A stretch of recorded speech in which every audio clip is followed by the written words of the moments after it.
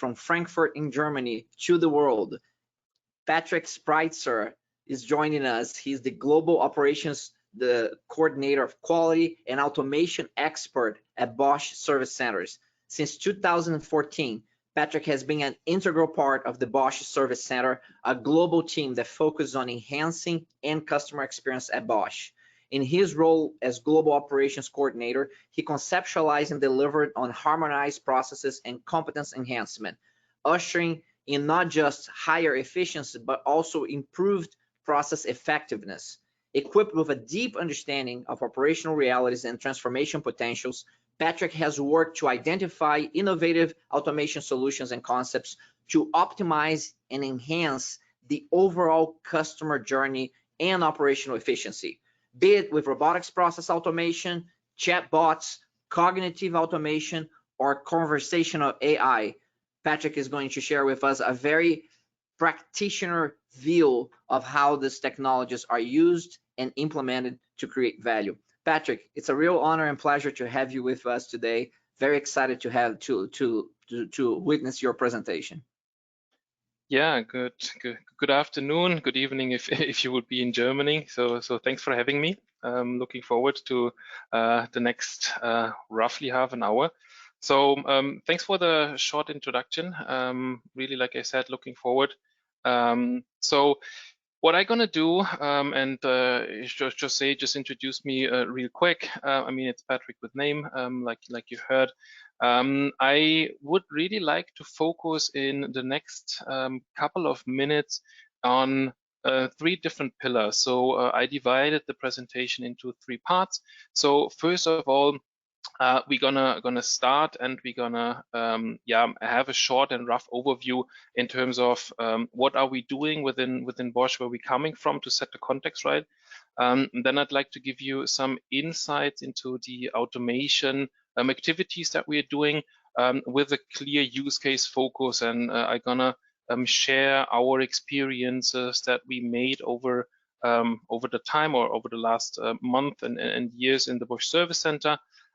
So combine at the end different automation technologies, and of course, as this is a common thing, I'm really looking forward also to your questions and later on. And I hope that you can enjoy the presentation. Right, well, where are we coming from? At the end, Bosch established itself as a leader of IoT economy and IoT company.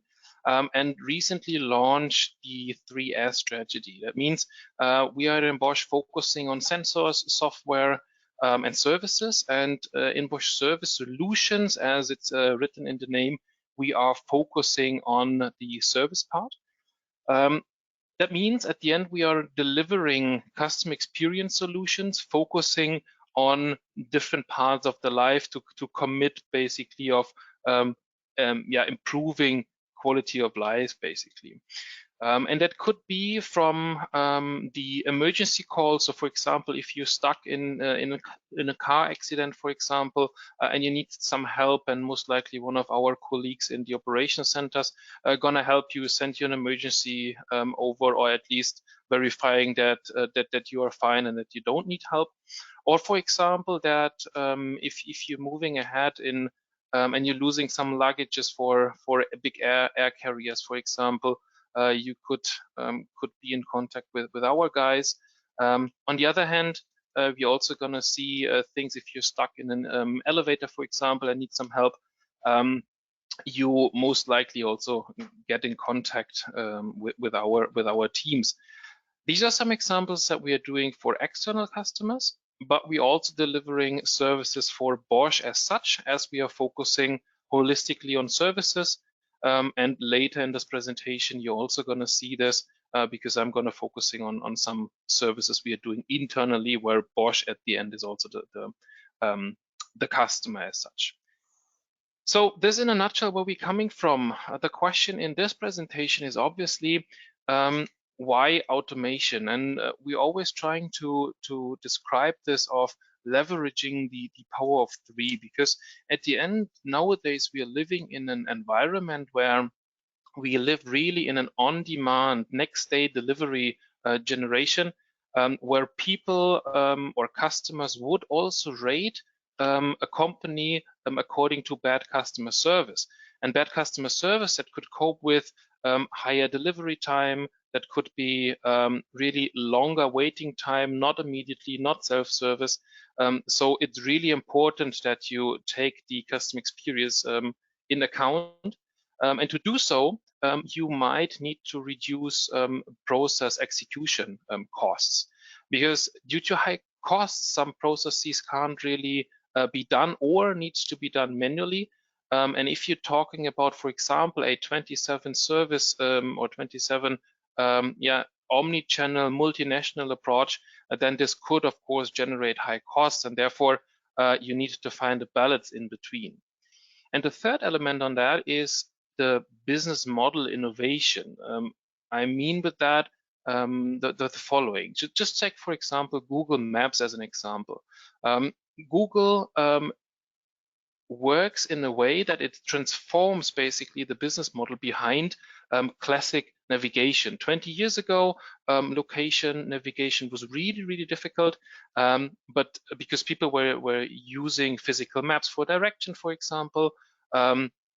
But nowadays, this has totally changed, because that simple example of navigation is nowadays enhanced by artificial intelligence. It's enhanced by machine learning, for example. And that shows that with automation, you can shape and you can improve your business models and enhance them by innovation. And if we want to look into the crystal ball, and if we want to look and decode where at the end technologies could go ahead, and where we are going with the existing and given technologies that are available today, we're going to see that we have two main factors there. The first is that we probably not going to have topics that we are doing today in our task sector and in our execution list tomorrow. So that means by 2025, we're gonna have automated processes which we even could not think about that today. And the other one is that up to 50% of the tasks which we see in a service-related sector will be automated. And this is, of course, a strong argument to say, okay, let's focus in automation and look at automation as a whole. And this is also something that we did within Bosch Service Solutions, because we understand that we need to check that on a more holistic point of view. How we did that? So for us, it was a kind of a key, I would say, dilemma, not really, that's too negatively phrased, but we had a key task to first of all define what automation means for us. And automation, of course, can be everything. So we had to slice this to include automation in our service offering, to be, of course, competitive in the market, to be to leverage efficiency gains there. So what we did, we actually sliced this into 3 different pillars, and starting on the left side, basically with the traditional RPA stuffs, where we're doing really repetitive routine tasks using RPA.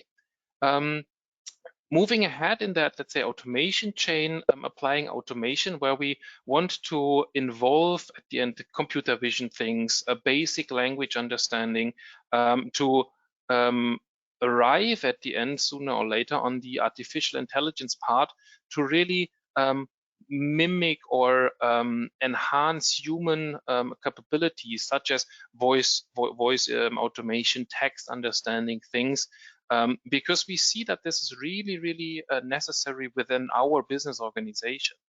Because if you see that from an customer service point of view, you most likely understand that you're starting in the back office and then you mature more or less to the front office interactions. So having always, of course, in mind increase of speed, increase of quality, reducing average handling times, and generally speaking, having this in a competitive way to service the customer needs the best way, and ideally to do this on a holistic level. So we're always trying to build automation as a tool set, and based on the customer issue or the process demand, we are putting out or we taking out the tool out of our toolbox. And to start basically with that journey, I just want to give you the example of RPA, and afterwards then moving ahead into the real world where we are today in the Bosch Service Center, for example.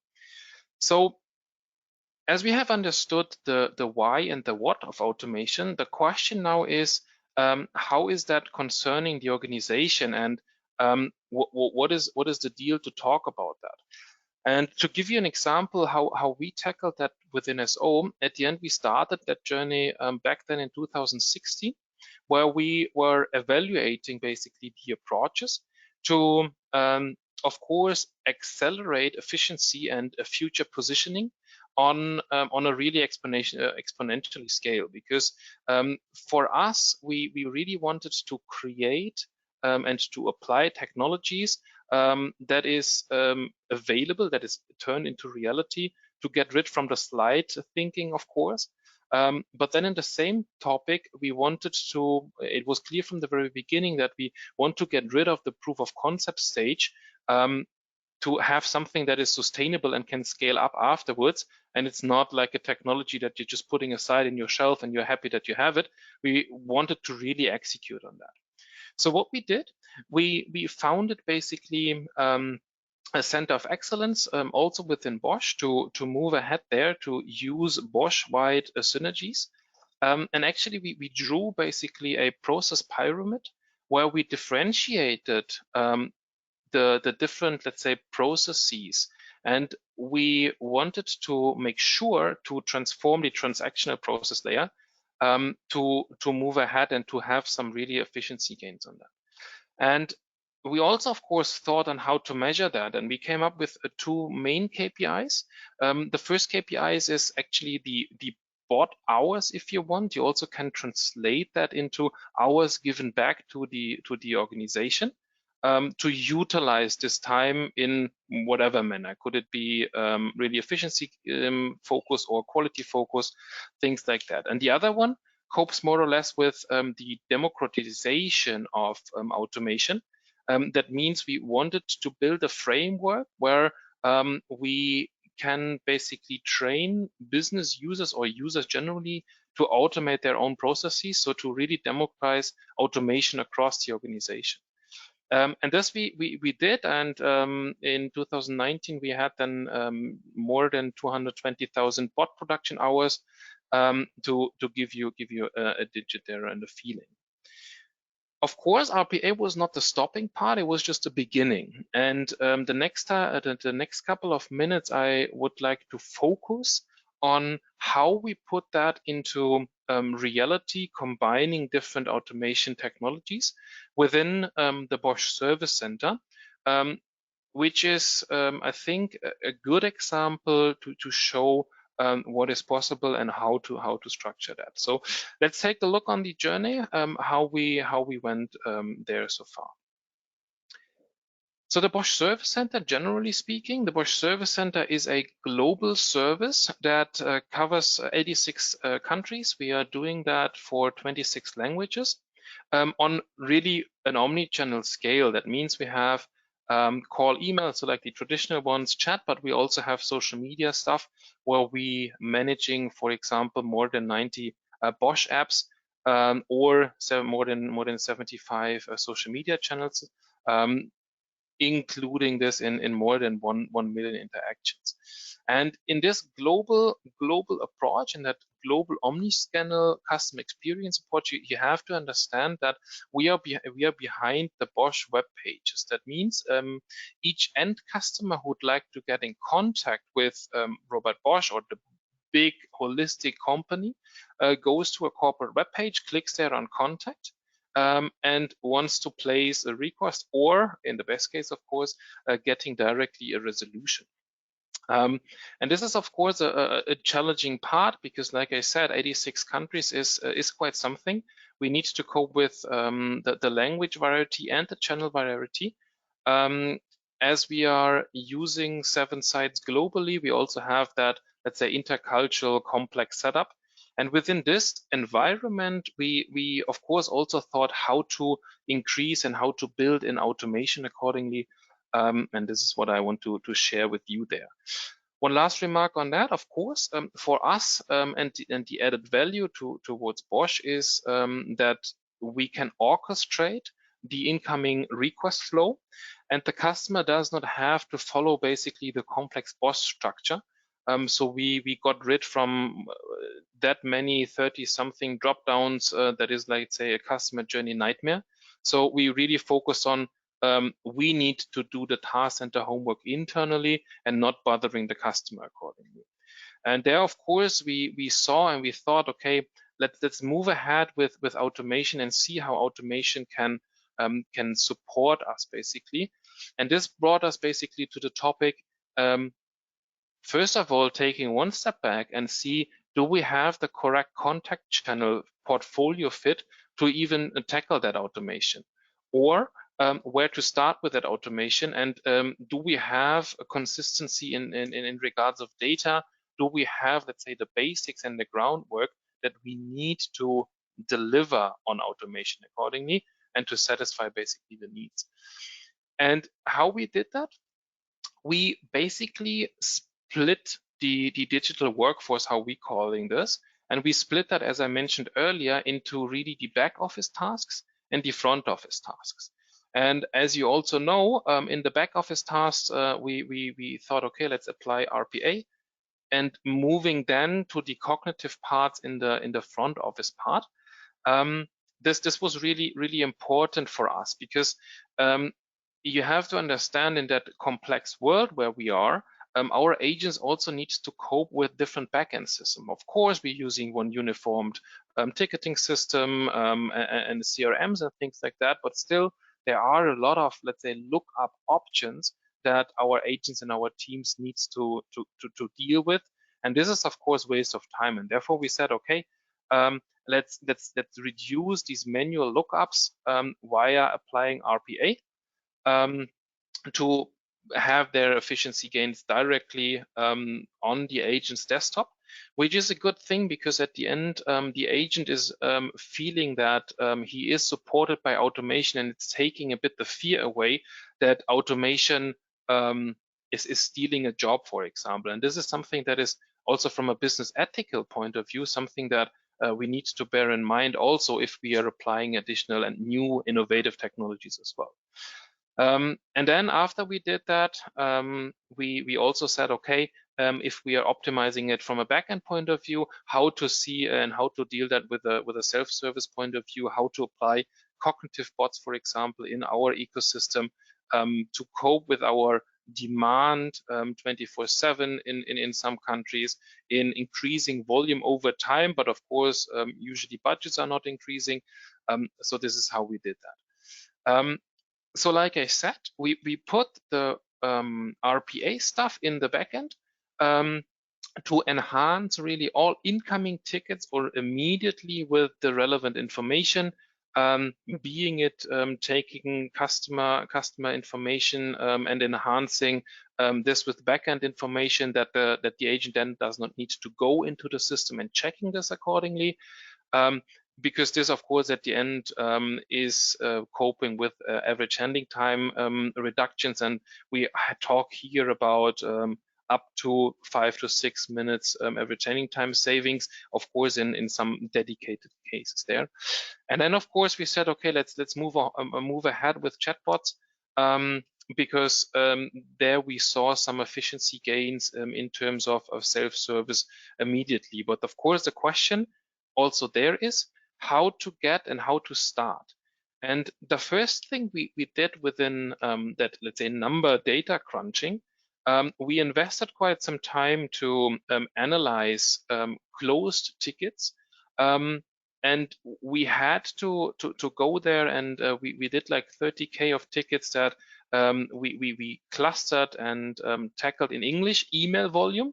Because I mentioned also, do we have the correct portfolio channel fit? So I'll come to that in a second. So of course, what we did there, we did like a classical matching between the topic, between the GBs, So GP is basically our divisions to see where to start, where to focus first, and where to do the correct prioritization, to identify basically the most frequently used things, and to deliver and design then also the content history to, let's say, set up back then the decision trees carefully and correctly. So that means, generally speaking, get the use case ready, do the data deep dive before that you do your prioritization correctly. Now, how did we do that? I mentioned that from a channel and from a portfolio fit point of things. We started with English volume, and we saw the issue that we have an increased volume over time also on English call and email volume. And we had no idea at the end how good automation could work and if that fits our operations, our ecosystems. So we had to give it a try at the end. So what we did, we wanted to check also technical feasibility in our existing ecosystem, because this is something that is really, really important. Don't start with a standalone solution, especially if you're talking into a global organization that should scale afterwards, because potentially, depending on your company size, it would come back, because people or let's say IT strategies are usually quite resistant against exceptions. So make sure that this works already. So our prerequisite was really to have a technical feasibility that really, really works. And then, of course, as we didn't try this out from the very beginning, the big topic was gain experience in data redesign, because we had to do this number crunching before, because we had no idea how good the data is to be used, and we also had no experience how bot teaching and how things like this works. The next issue we came up with was you can't really do a chatbot, obviously, if you don't have a web chat. And traditionally, we were quite strong in call and email, but web chat was not a preferred channel back then. So we had to come up with the live chat as a channel first, which is kind of a logic thing if you want to deploy a conventional chatbot, obviously. The reason why we also focused on web chat and not, for example, on voice, I'll come to that a bit later, but we saw that we have an increasing call volume, email volume also in English. And we have, like I said, a global setup. And with a chat opportunity, we saw that we can leverage basically the bilingual agent. So if you take a Nordic agent, for example, that is easy because the people speak fluent English with a slight dialect, but you can't hear the dialect really in a chat conversation. In a call, obviously, yes, and that could lead to some customer, let's say, irritations or bad feedbacks there. So we said, okay, let's use this on a global routing strategy approach and applying it in chat, and utilize our agent, bilingual agent, all over the place. And in addition to, of course, set already a fallback option up if a potential chatbot in the future would fail. And this is something that is really essential because we always need to bear in mind that there needs to be a fallback option in place if the bot fails, for example, and that technology and intelligent automation is failing. I think you have heard also over the day sometimes, so you need to bear that in mind and tackle that strategically already from the very beginning. So, but even there, we did not do the jump directly into that conversational chatbot point of view, because we still were not 100% sure how this works. So we not invented, but we applied something we call the knowledge bot. The knowledge bot as such was for us an intermediate step with let's say reduced FAQ scope, and we applied and embedded that actually in the contact web page where people usually start writing some emails.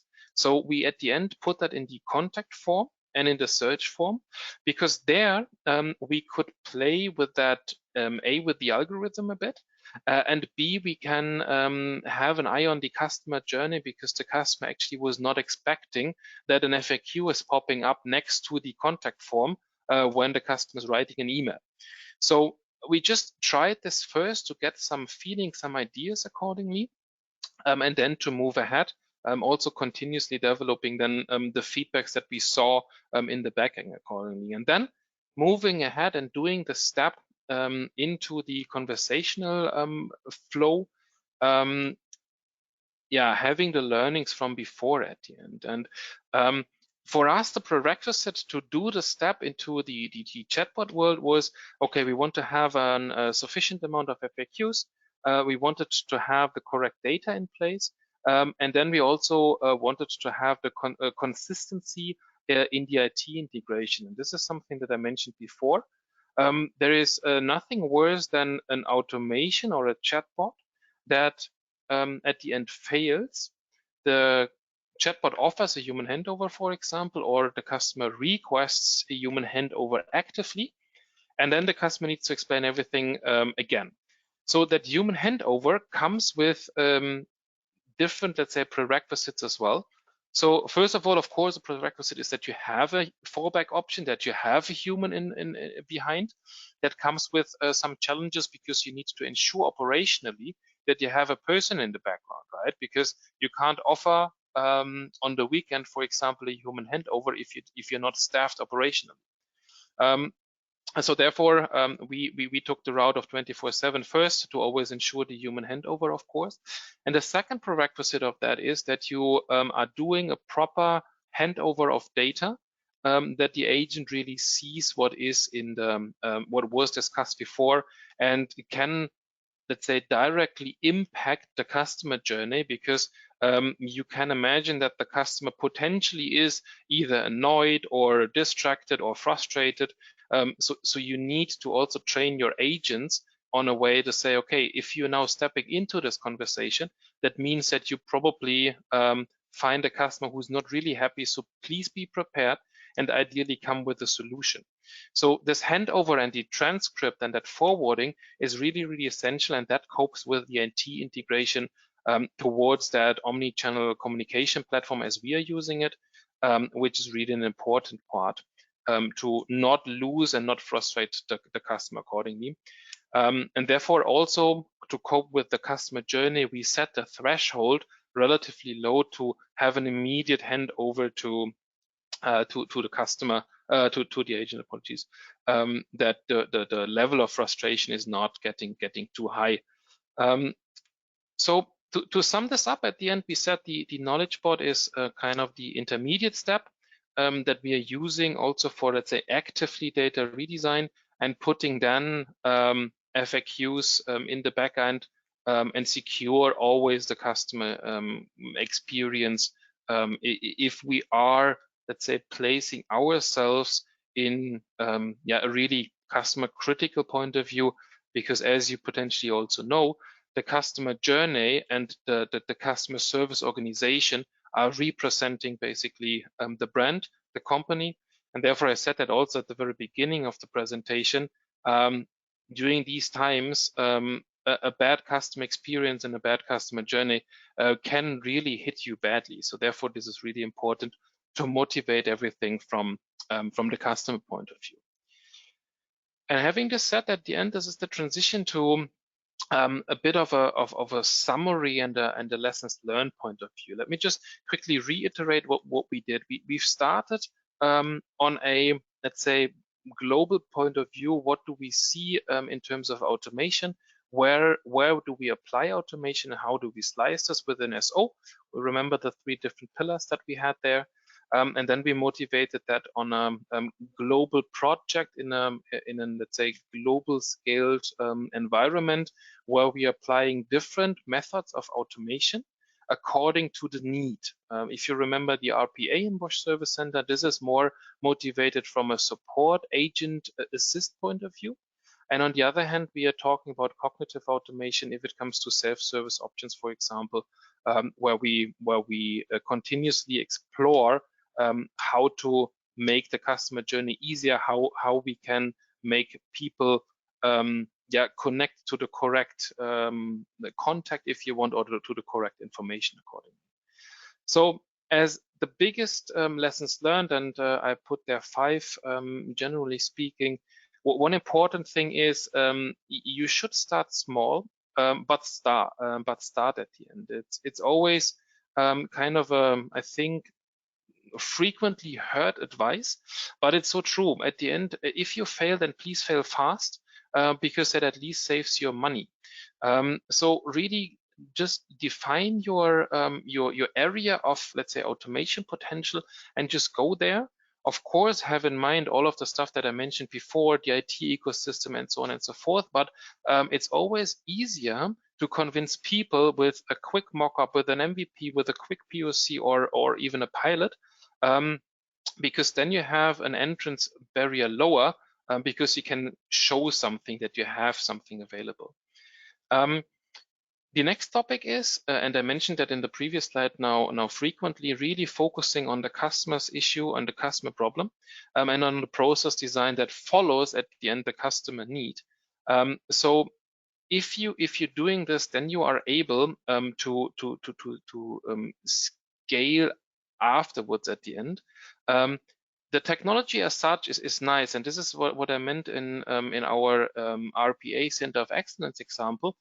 Technology should not be something where you are proud of, that you know how that works. It needs to be applied in the customer process accordingly, and there I'm using that toolbox example always. There are several technologies in terms of automation available in the market, but you need to be able to use the correct automation on the, let's say, fitting customer issue, and phrase and shape at the end the process around that and apply this technology.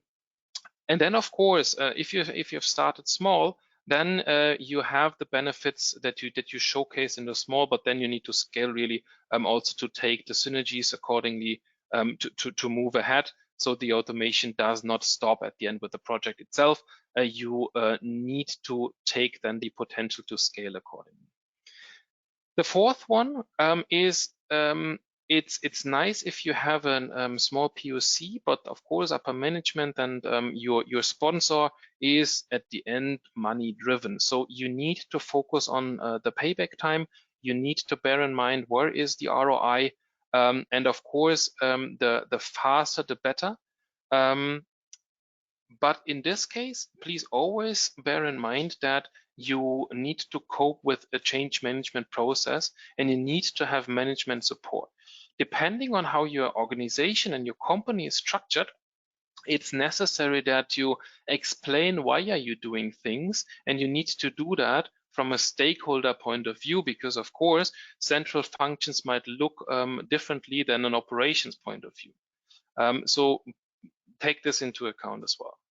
And then, of course, most likely, depending on how big you are in terms of your organization, you're most likely not the only one who is exploring these topics there. Expedite your journey at the end. Speak with your colleagues. Utilize the networks there, because to invent the wheel doesn't make sense at the end. If you want to really execute fast, then you probably need to relatively quickly exchange with other stakeholders in the company to move ahead accordingly, and to get feedback and to get started or to get restarted, depending on where you are in that automation journey. Having that said, and looking at the time, I would conclude this now, and of course I'm happy to discuss additional questions there. Please feel free to shoot them, and Jose are gonna stop the presentation accordingly. So thanks for watching, thanks for listening, and looking forward to the question section now. Fantastic, Patrik. Thank you so much for a very practitioner-oriented review of what you have done, what the journey has been for you and the team at Bosch. That's really fantastic. So I encourage the audience to continue to ask questions as Patrik and I spend the next 10 minutes or so, discussing some of your questions. One of the questions that that came up that I'm not sure if I don't think you addressed that directly. So I want to make sure to ask, how is your relationship on developing, specifically RPA, without naming anyone? What is your relationship being like with vendors in supporting you in that journey? Did you decide on a single vendor? Do you work with multiple vendors? What are some of the thought process and criteria that you use for selecting maybe partners? Yeah, so this is actually a good question. So we within SO, we are focusing on one vendor at the moment, but we of course explored that intensively. So what we did, we did our, let's say, homeworks before. We invited several vendors in terms of giving them a use case, exploring them, doing hackathons to really get a feeling on how people are working and how people how we can combine and collaborate with partners there. But then it was relatively quickly clear that we need to get these expertise in-house, of course applying technologies from a vendor, but building that expertise, because we want to have that knowledge to dig that tool, like I said, out of that toolbox accordingly, because only then our clients believe that we're knowing what we're talking about. So at the end, what we're doing in RPA, our internal stuff with our center of excellence, with our internal, let's say, process consultants, with our internal developers accordingly. And then it really depends on the additional technology we are talking. We always try to, let's say, do something really fast, execute something really fast, doing our first, let's say, experiences. And then if we reach a certain threshold accordingly, we want to have this in-house at the end, because like I said, we are looking on a customer problem from a holistic point of view. We always want to serve the processes and the customers in the best way. And therefore, the combination of multiple automation tools are most likely required. Very good. Another question that surfaced has to do with the blend of maybe of technologies that that you may be using for automation. So you specifically talked about RPA, and you mentioned a few others, but what does it look like in terms of the different types of technologies that you're using? If you can review that one more time for us. We know you have RPA. How do other technologies play on your intelligent automation portfolio? Yeah, so like I said, we split that at the end in the clear back office and front office tasks. So in the back office part, we are talking about really RPA stuff with the stuff that comes with it, right? I'm also reading out PDFs in an, let's say, more computer vision kind of thing, or more NLU-ish kind of things in the back end. If it comes to the front end, we're doing several topics. I mean, we're doing within Bosch, but also externally, chatbot topics. We, of course, within Bosch have also our big research organizations to continuously explore about NLU, artificial intelligence topic. And if it comes to artificial intelligence, we within SO actively looking for let's say also artificial intelligence that can enhance the customer during a customer journey thing. And for example, that could be within call, where you can motivate that and apply automation within really the call automation, or on an agent life assist point of things, or you see that in text interactions where we are doing our researches, and there we most likely combine external partners, but also enhancing by internal technologies accordingly. Excellent, excellent, very good. And the next question is an interesting one. Lots of compliments and praise for failing fast to succeed sooner, starting small and scaling. And so maybe it's a two-part question. The first part is that how long has Bosch been in this journey again? How long has it been?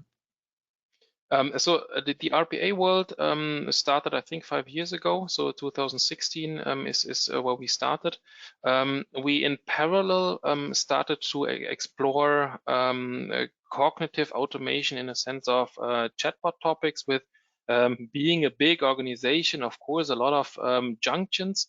So also in terms of, let's say, vendor management, setting up a center of excellences and things like that, which is kind of also essential to scale later on and to utilize the power of the organization. Because what we always need to bear in mind if it comes to Bosch as such, we are really diverse, and you're gonna see, if you're looking at the Bosch portfolio, we within SO are clearly driven by the customer or by customer service as such, but Bosch has, of course, internal shared services. We see that we have IoT domains, we have customers, so B2C customers, we have B2B customers.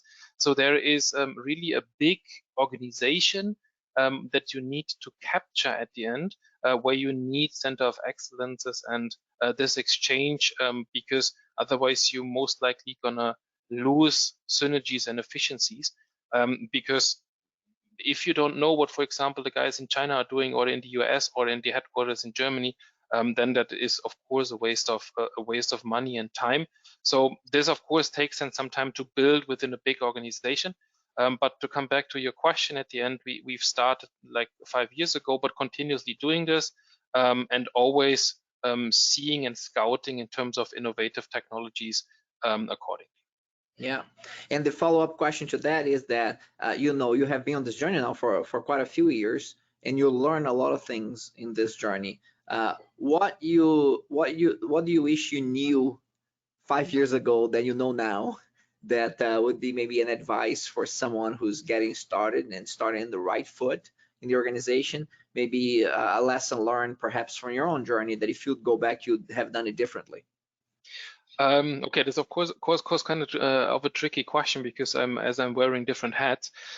So if it comes from a project point of view, and now I'm taking again the practitioner view on that, sometimes it's easier to start a journey in kind of a submarine and say, okay, we have something, and we deployed that, we have this and that result and this finding. Before you are, let's say, captured in, let's say, central processes that are slowing you down.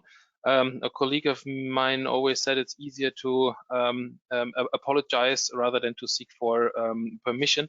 That, of course, does not mean that you just should do that on a stupid random way, but that means if you have, from a project point of view, a need, and you have, let's say, a technology available, in our case, in a specific division, let's do this, because then, let's say, a central function would need to offer you an alternative. And as we know, big organization, that could take some time, and you have then at the end that time advantage and that experience advantage to, yeah, really.